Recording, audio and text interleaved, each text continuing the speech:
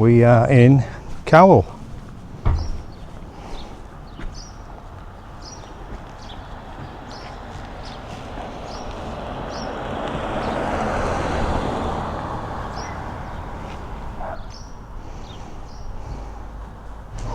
Maybe that's their postcode, 5602 Cowell. I think it is the post office, isn't it? Well, that sign to the right gives it away. Yes, it is.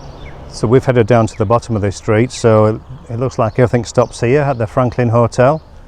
I think it's actually Franklin Harbour Hotel. Caravan park just to the rear. We're not staying there. We're at an RV park, just I think about a kilometre or so away, further down the coast.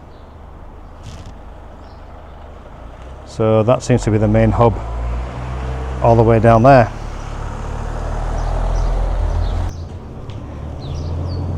It's a decent size though, this town. We're only here for the let's say one day, here for the rest of the day and the evening, and that's it. Then we make our way to Whyalla and then on to Port Augusta, if I've not already mentioned that previously. Oh, we're in the shot now. So we're going to have a wander around the town and find a coffee shop. We've seen two actually. One's not far away from just above the just below that tree. Actually, there's another coffee shop handing out 100 coffees for the day, for Are You OK Day.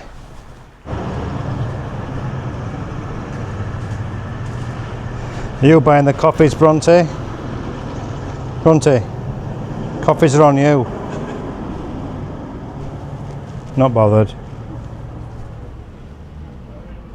The commercial hotel. So this is called the Black Stump. As a New Year prank in 1972, a large stump was placed between the two hotels on which signs read, "Best pub this side of the Black Stump." The original stump was stolen. This larger stump was erected in its place, also paying tribute to pioneer land, clearing battles after several fires. The weight is 2,060 kilograms.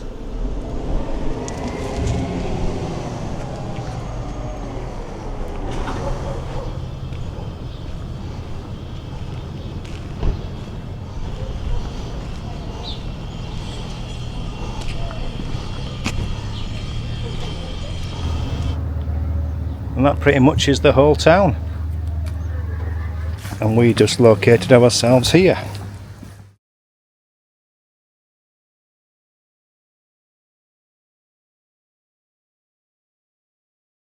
Well, we've pretty much rolled into Whyalla, and seen this building here, this Hotel Spencer, established 1939.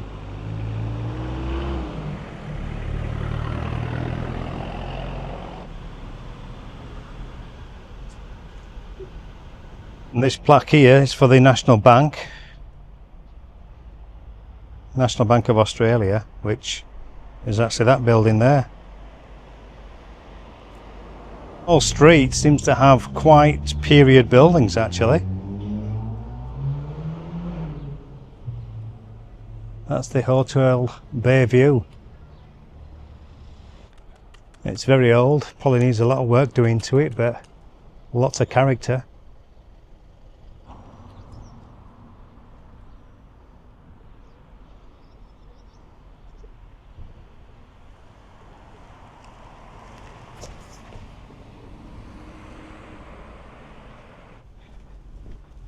And as always, the town seems really quiet. And after people have been admiring these pelicans, just pop into Harvey Norman behind. It's a bit of a blast from the past, this town. And just on the corner where we've just been stood there, opposite corner, residential houses. That's a bit weird. And that's the Whyalla Institute. 1920. Don't know what they did in the institute in those days, so by all means pause it here if you want to read a little bit more about that institute. I was thinking if it was some sort of college or something, but it was used for a variety of activities, including movie shows, meetings, dances, and official functions from 1920 to 1960. The building was also included a library.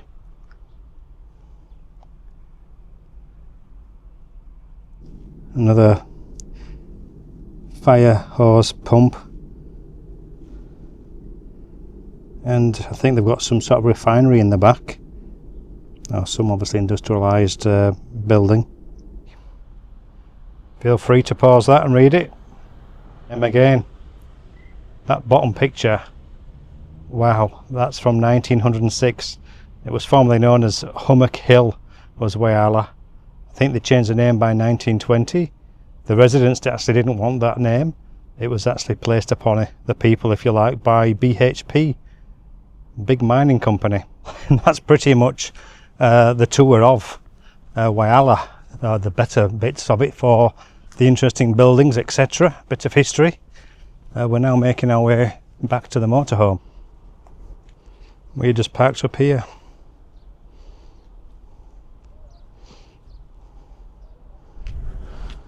You want letting in?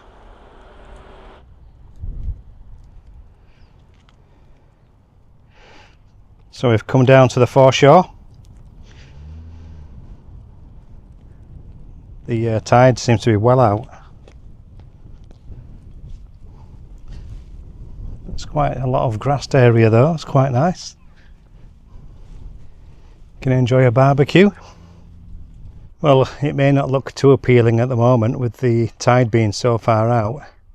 It definitely comes in because Catherine's seeing a life-saving club here, so obviously there's a reason for that.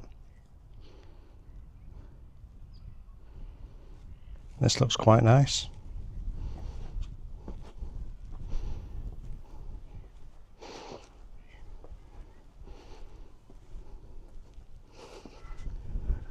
The life-saving club is just behind.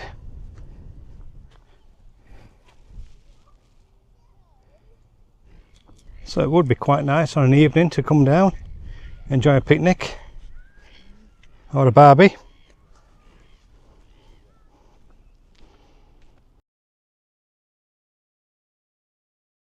So we just had the one night here at the Whyalla Bay Football Club. $10 a night. No power, no water, just the space that you're on, but flat, very good. And we had a dinner there last night as well. Hit and miss really. It wasn't great, wasn't the worst, but not so good. But they're very friendly people here. A lady comes round about 5 o'clock to collect $10 for your night stay, or multitude of nights you have. Just our neighbours over there. And there was another set of folk just further round beyond that bush. I think they've gone as well. I think they're about 5 or 6, oh they're still there. So about 5 or 6 caravans, motorhomes, etc. here for the evening. And just across the way to the left is the football grounds. But we're going to move on now to Quorn. We plan to have a 2-night stay there at Quorn. It's supposed to be quite nice. We were speaking to a lady last night at dinner who said she'd been there and it was very nice, a proper caravan park, power, water, etc. And that's where we're heading.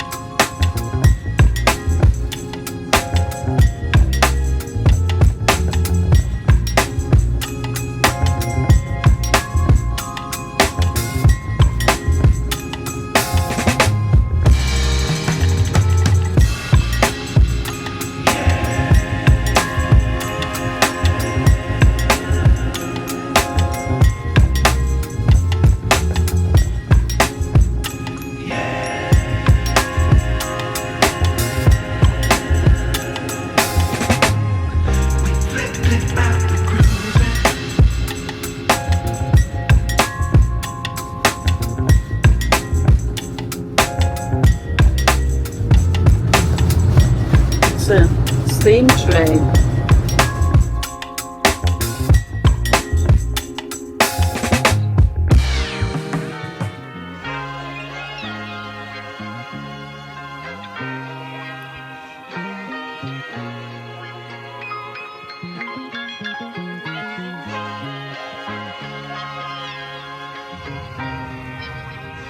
After 400 meters you will reach your destination.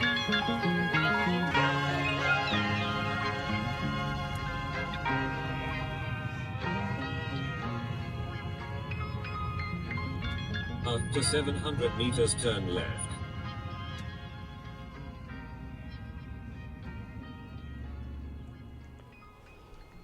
So just come into Quorn.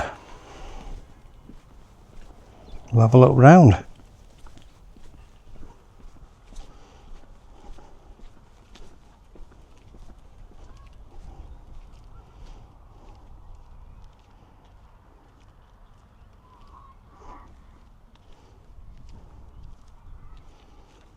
Bit of lawn bowling.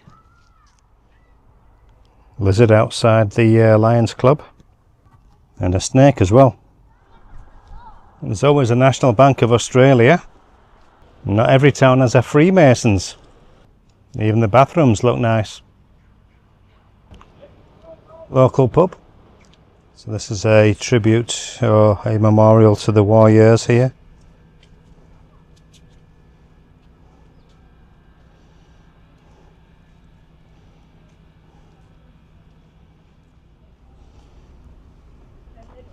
Sort of made out of chicken wire, by the looks of it.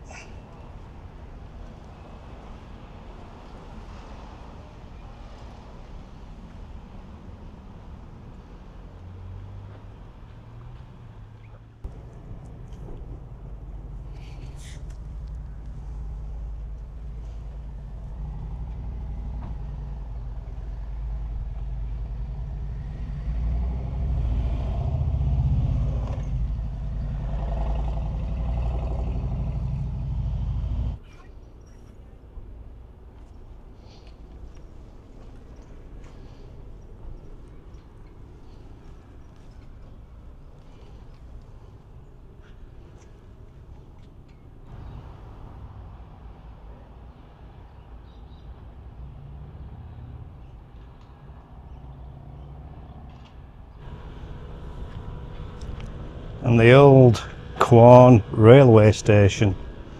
Seems that there's going to be a train coming in apparently. We had a look at the timetable, but there was no times for today, but it seems like one's going to come in. Old carriages. Work shed. And that silo in the background, I'm assuming that's where they do the actual silo show on an evening. There's some sort of light show, so we're hoping to catch that tonight. So apparently there is a train due in, so 12:30, it's 12:27 now, there's 3 minutes to go. Can you feel the tension? People here aren't actually sure if it is actually going to roll up. Apparently it's done a 6-hour journey to Port Augusta and back. I don't think it would take 6 hours to get there and back, so maybe it just stops on the way, but I don't know much about this train. Just heard about it today. In fact, we saw smoke and I just thought, well, that's going to be a bushfire or someone's burning something. And when Catherine looked, she filmed it as well, and when she looked she said it was actually steam. So we realised then there was a steam train. We did stop just to see if it was actually going to be on its way along the track, because Catherine had actually seen someone park up and had a camera and tripod out. So we sort of made the assumption it was due, this train. We had a look on the internet and saw some sort of timetable for it, not showing today's date. So I was saying it's not going to happen.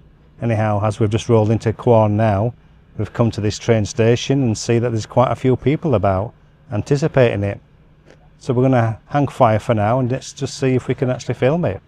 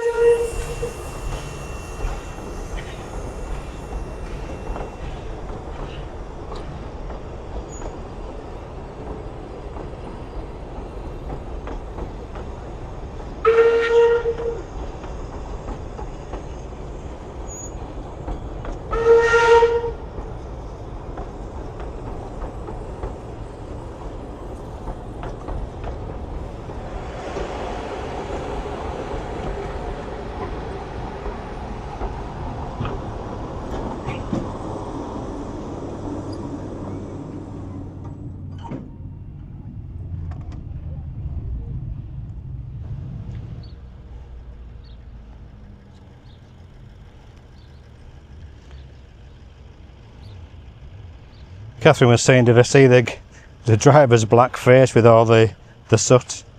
No, I didn't catch him. Maybe it's on camera, I don't know. I'm guessing that's the Institute building. There's always one. Town Hall. That's the town hall. Very old looking, almost old western, like in the films. These step ups here, the actual from the ground, they're really quite high. That building to the left of that tree is the Savings Bank of South Australia. We're making our way to the Quorn Cafe. We're going to have a drink and then get to our caravan park. It's a lovely little place though. That's intensely made to look like it's a western. That typeface on news agency.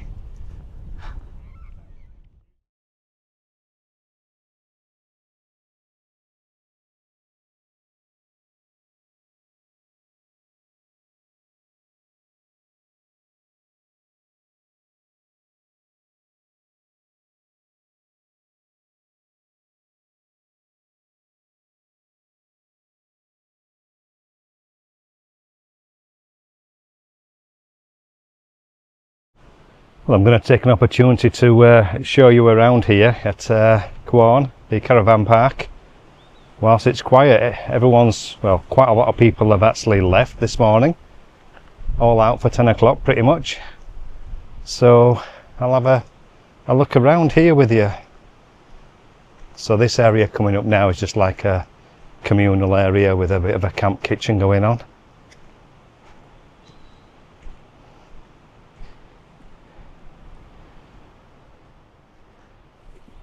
A few things: microwave, hob, kettle, toaster, an out of order cold drinks dispenser, and a refrigerator. Couple of Barbies. Job done. And whilst it's quiet, we've had the opportunity to do some laundry. So from there, pretty much the way into the rest of the campground. This is the entry here, and I'll show you the reception. So it's entry via a code, which is good. It's pretty secure. And then reception's just here. And here we have reception. Closed at the moment apparently, but only until about noon. So as I film this, it's 11 o'clock and they'll open at 12 noon till 5, having been open 8 o'clock in the morning until 10. So it's not a bad little caravan park. Quite private actually, secure. We don't have any neighbours at the moment because a lot of people have left, as I mentioned. So we're quite isolated currently. We do have a neighbour over there and over to the left as well, beyond that hut. So we're about to watch the Quorn Silo light show in 2 minutes time.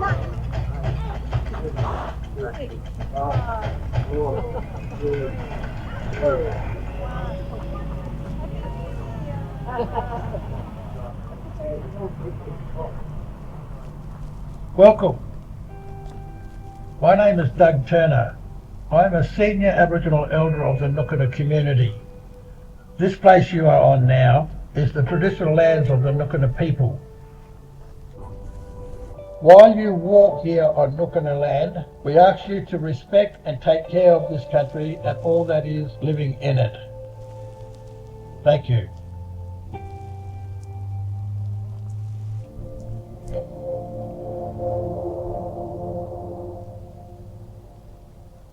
I love a sunburnt country, a land of sweeping plains. of ragged mountain ranges of droughts and flooding rains. And here in the Flinders Ranges we have an average annual rainfall of just over 330 millimetres. Every drop of rain is so precious, and there may be a long wait until the next decent rainfall. It's no wonder we say that South Australia is the driest state of the driest continent on Earth, and here we save every drop of water that we can, each day hoping the rain will fall soon to fill the tanks again. Water awareness and preservation is part of everyday life here for every animal, plant and person. Steam engines, slate curbs, stone walls and wrought iron. Quorn is a historic town that has all the charm of a bygone century. Strolling the streets, you can easily imagine that you have taken a step back in time.